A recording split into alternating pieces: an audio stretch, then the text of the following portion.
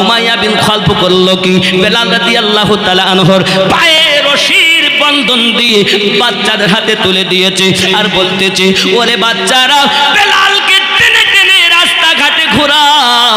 ও বাবাজি, আমার দুশ্মনের সন্তানেরাও কত তাদের দুশ্মনী বাবা। কিছু বাচ্চা টানতে থাকে আর কিছু বাচ্চা পিছন দিক থেকে পাথর মারতে থাকে। এই পাথরের আঘাত খায় কিন্তু কলেমা ভোলে না। হাবশী বেলাল রাদিয়াল্লাহু তাআলা আওয়াজ করেন আর বলতেছেন, ও বালকেরা, যেখানে যাবে আমি তোমাদের সঙ্গে যাব, একটুখানি দাঁড়াও।